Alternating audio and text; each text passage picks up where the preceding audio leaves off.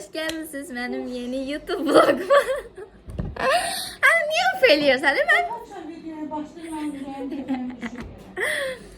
Hello uşaqlar, hoş gelmişsiniz benim yeni YouTube vloguma. Sizin izleməkdən çox zövq aldığınız və mənim də çəkməkdən çox zövq aldığım bir video var. Sizcə o hansı videoda? Təxmin eləyin. Bəli, etraf videosu.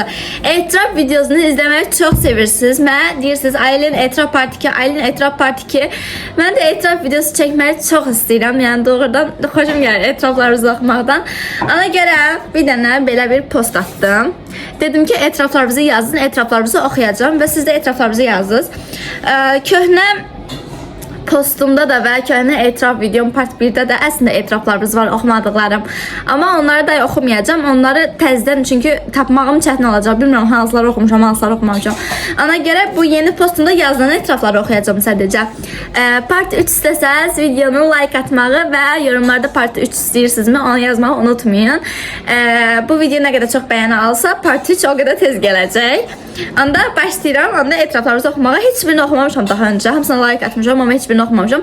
Rastgele oxuyacağım. Yəni direkt tepkim burada etiraf edirəm ki, həmişə 5 dəqiqə yatım deyirəm, 5 saat yatıram, sonra isə məktəbə getmirəm.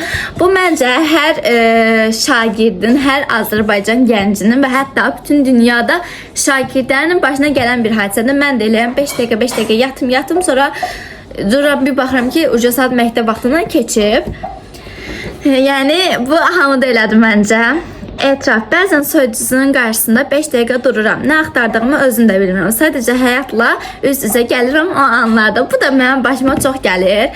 Yəni bu elə bilirdim ki, tək mənim başıma gəldi. Mənə çox adamın başına gəlirmiş də. Mən də eləyəm, gələm xaldengi açıram, baxışıram xaldengidən, bilmirəm nə istəyirəm, yeməyi də istəmirəm, çay da istəmirəm, heç nə də istəmirəm. Amma baxışıram onda xaldenikdən. Deməli siz də eləymişsiniz, mən elə bir dənə tək mən eləyəm. Mən də eləyəm. Anam deyir, mən də eləyəm. Mənim sinif yoldaşım bir ara məni, ay ana, qıxnağı dağıtdı. İş görürəm. Mənim sinif yoldaşım bir ara məni kopyalamağa başlamışdı. Qız məndən alırdımsa onu alırdı. Hərəkətlərimi kopyalayırdı. Ad günü qıza dedim ağıllı ol. Qız durdu, şillə vurdu mənə. Başladıq saç-baş girişməyə. İndi qızla danışmır, yaltallıq edir, üz vermirəm. Məncə düz eləmişsən. Elə insanlar, uşaqlar, kimin həyatında elə qızlar və ya oğlanlar varsa, onu dərhal həyatınızdan uzaqlaşdırın. Mənim də başıma gəlib. Düzdür, mən bunu uzaqlaşdırma eləmişəm, amma mənim ətrafımdakı insanlar mənim çox yaxın olduğum insanlar deyil. Bildiniz necə? Məni izləyən insanlardır, amma mənim ondan sadəcə salam-sağolum var məsələn. Bunlar elədir. Yəni tövsiyəm odur ki, kimin həyatında belə bir insan varsa, onu həyatınızdan uzaqlaşdırın. Çünki o insan sizə xeyirdən çox zərər verəcək. Sən də yaxşı eləmirsən ki, onu həyatından uzaqlaşdırmısan. Bir dəfə bibim qızı və dayım qızı ilə gecə pijama partisi edirdik və bibim qızı bizə qorxulu şeylər danışırdı ki, mən gecə pijama ilə yatırdım. Duranda üstümdə paltarım yox idi. Necə yəni üstündə paltarım?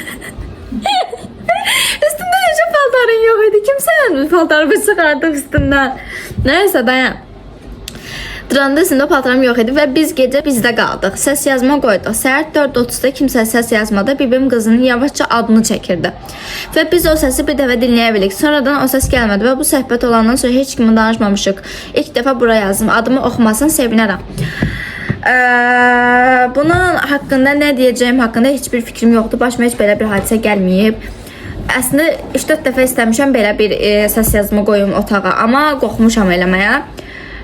Yəni demək istədiyim yəni bilmədim nə deyim, amma bir dənə o yerində mənə qəribə qalan oldu ki, sənin üstündə necə paltarların olmaya bilər axı.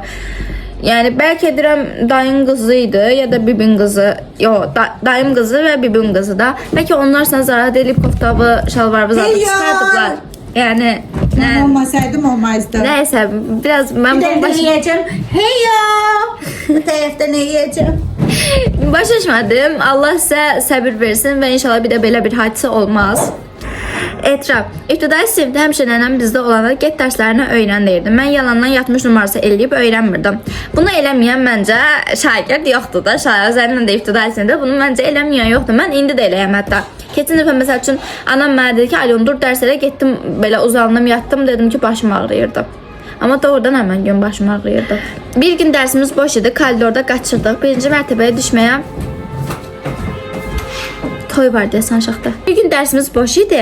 Koridorda qaçırdıq. Birinci mərtəbəyə düşməyə, ikinci mərtəbəli, 2 mərtəbəli məktəbimiz. Bütün uşaqlar direktorumuzla danışırdı. Mən də idman meydançasına gedəcəkdim. Müəllimə dedim ki, girə bilərəm. Telefon danışır. Nə deyirsən deyə kimi özü vardı. Sonra dostlarımın yanına getdim. Çox utanmışdım. Videoya qoyda zəhmət olmasa sevilirsən. Çox sağ ol. Tam başa düşmədim bu temanı. Yəni burada utanılacaq məncə çox bir şey yoxdur ki, müəllimədən söz soruşmaq istəmirsən də. Burada məncə utanılacaq bir şey yoxdur. Bu qız 3 dənə yorum eləyib, uzundur. Oxuyacağım birini.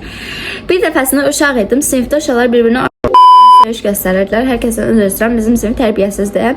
Mən də ailəm ilə nənəmgilə getmişdi. Tüm sülalə oradaydı. Mamama hamının qarşısında söyüş göstərdim. Dedim, mama, sinifdə uşaqlar bir-birinə boyun göstərirlər. Nə deməkdir? Ay da mənim də başıma gəlir. Bunu mən də eynisini eləmişəm uşaqlar. Yəni məncə bu hamının başına gəlmiş olar da. Yəni hər bir uşaq məncə başına gəlmiş olar bu hadisə. Bir dəfəsində məktəbin ilk günü idi. Bizim qonşuluq yaxında. Hamımız bir gedəcəkdi. Hamı hazırdı. Bir nəfər var idi qonşumuz. Biz onu gözləyirik. Dostumla mənim anam söhbət edir. Biz də onları gözləyənə qədər sıxıntıdan öldük. Güvən test etdik. O gün də hava yağışlıydı. Hər yer palçıq. Bizim bir pləkan var və onun qabağında azca ikə bir yerdən etməyə qərar verdi. Mən dostumu aşağıdan gözləyirəm. O özünü atdım, mən tutdum. Sonra mən özüm atanda o mamağa çağırdı. O qaçdı. Mən də palçıqlı suyun içində qaldım. Həmin insanla dostluğumu kəsərdim. Zaravatsız, yəni həmin insanla dostluğumu kəsərdim. İnşallah sən də yenisini etmiş olarsan. Bir dəfə ad günümün səhəri idi. Bibim oğlu 16 yaşındadır. Bir də dostum vardı. Mamam da evdə değildi. Yenə güvən test etməyə qərarı aldıq. Bibim oğlu dedi ki, sən mənə gəl, səni tutum. O mənə tutdu, amma dostum Leylanı tuta bilmədi. Dostum tombik bir qızdı. Mənim üstümə yığıldı. Mənim ayağım qırıldı. Ad günümü isə taxma dırnaq almışdı. Mən də taxmışdım. Onlarda çıxanlardan falan geç çıxır. Mənim ayağım qırılıb, ağlayıram, qışqıra. Sonra mamam mənim qışqırığımı eşidib qaçıb gəlib deyir, nə oldu? Deyirəm, ayağım qırıldı. Bir qapazda ondan yedim.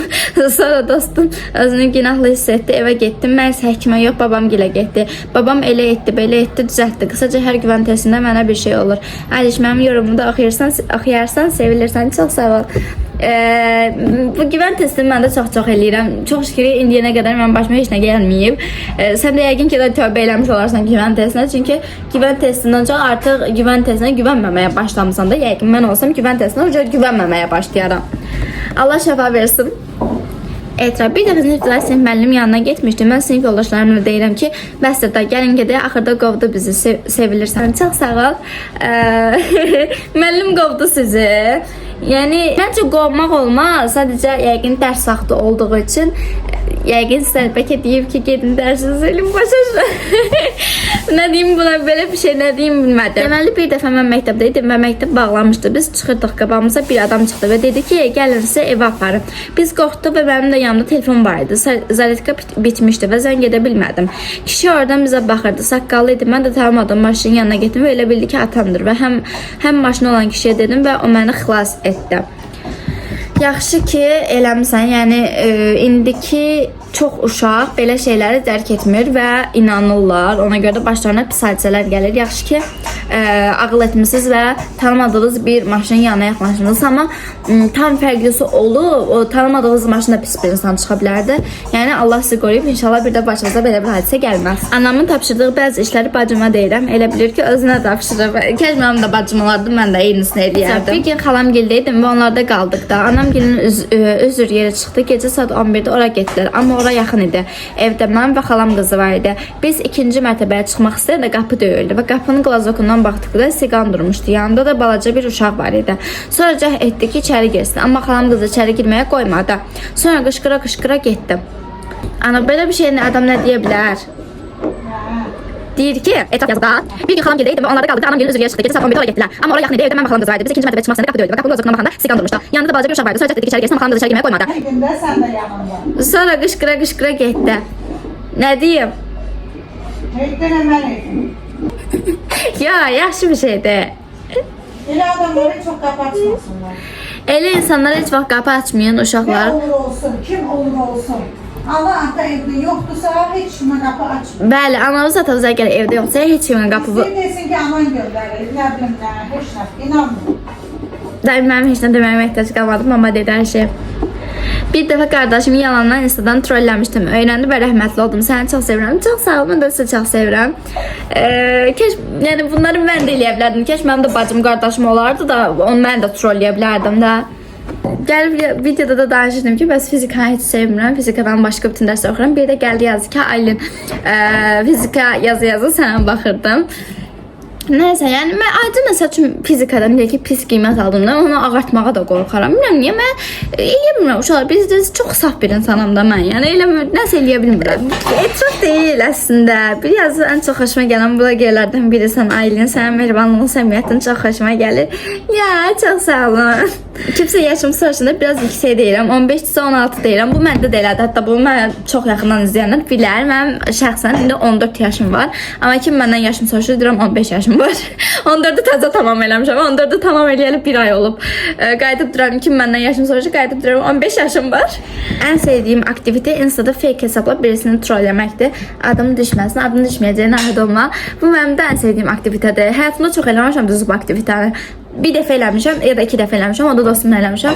Amma doğrudan çox maraqlı bir aktivitedir.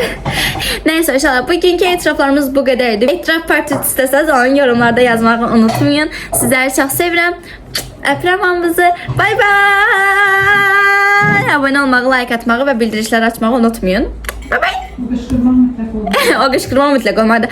Bu qışqırmaq mənim kanalımın vazgeçilməz bir huyudur da artıq yəni. Bay bay. Öpürəm hamınızı.